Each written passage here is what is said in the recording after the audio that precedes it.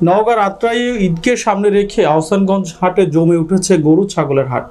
হাটে ক্রেতা বিক্রেতার চোখে পড়ার মতো বিভিন্ন এলাকা থেকে ক্রেতা বিক্রেতা আসে, তবে এবছর ছাগলের ক্রেতা বিক্রেতা অনেকটাই বেশি। ক্রেতারা জানান অন্যান্য বছরের চেয়ে এই বছর হাটে আমদানি অনেকটাই বেশি। ক্রেতারা জানান দেখে শুনে পছন্দ মতো আমরা গরু ছাগল ক্রয় করতে পারছি। অপরদিকে বিক্রেতারা জানান এবছর আমদানি বেশি থাকায় ছাগলের ন্যায্য দাম পাচ্ছি না। এবছর আহসানগঞ্জ হাটে গরুর চেয়ে ছাগলের ক্রেতা বিক্রেতা অনেকটাই চোখে পড়ার মতো। এই হাটে বিভিন্ন জাতের গরু ছাগল পাওয়া যায়।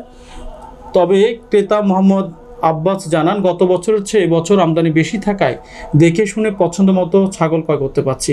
তবে গত বছর চেয়ে এবছর ছাগলের আমদানি অনেকটাই বেশি থাকায় জায়গা না পেয়ে রাস্তায় ছাগল নিয়ে দাঁড়িয়ে থাকতে দেখা গেছে।